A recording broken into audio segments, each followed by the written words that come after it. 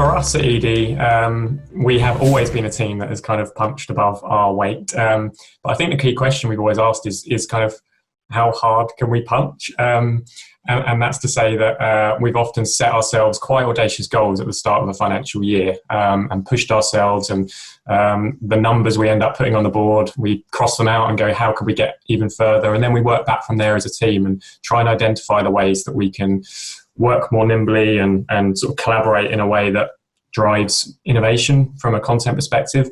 The other thing we've done as an editorial team is we've restructured, and we now work to a structure that's quite different in that we don't work in sort of siloed ways based on format. We're now a lot more format agnostic.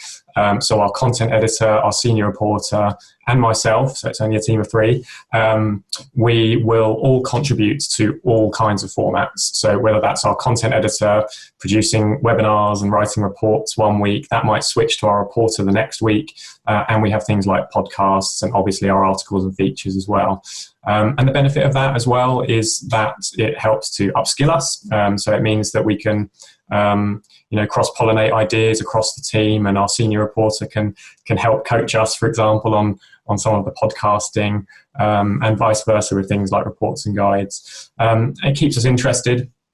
And as well, it means that we can just work more dynamically. So it's surprised us as a team. Our outputs now, we're producing more than we ever have before with a team that is the smallest it ever has been on Edie, which I think says a lot about that kind of more horizontal way of working across formats and topics. I think what's played a major part in our success is that with limited resources and a finite budget, you have to punch above your weight in any B2B title. And I think the only way we've done that is by creating a team of incredibly passionate individuals.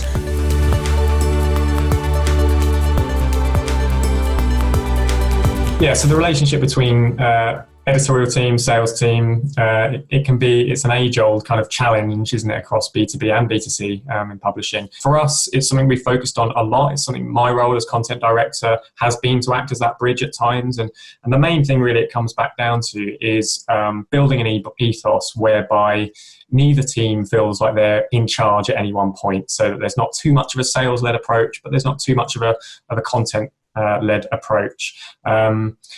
The other thing that we sort of try and ensure is that as a team, which we are, both sales and editorial kind of integrated, we have a clear purpose, and we all recognise that Edie as a brand is all about helping businesses solve climate change and tackle climate change. It's a really big macro issue, and everyone in the Edie team, whether it's sales, editorial, marketing or events, are all bought into that purpose. So yes, the sales team has previously been seen as a kind of the dark side that you kind of had to go over and find out what they're going to sell next. But actually, we work in a different way. We ensure that anything that is sold meets that overall purpose. And therefore, from an editorial team perspective, we don't really mind if it's been sold, as long as it meets that kind of purpose. And vice versa, the sales team are bought into the purpose, so they're more ready to sell some of the stuff that we come up with in terms of some of the content and ideas. So yeah, purpose, clear goals, and the third thing I'd mention actually is clear communication and constant communication between those teams, because I think sometimes that's where the bridge can sort of collapse.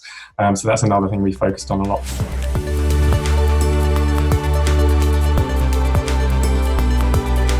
Our team structure is very horizontal, it's very collaborative, it's very democratic, and I think that's played a major part in our success, in the sense that when you have a small B2B publication, you have to have individuals that are incredibly passionate and knowledgeable about the subject matter and who are able to punch above their weight. But coming with that is you need to give them creative freedom and freedom of expression. And the only way you can do that is to have a collaborative, democratic and horizontal tiered system. And I think that's played a major part in the strength of content that we produce.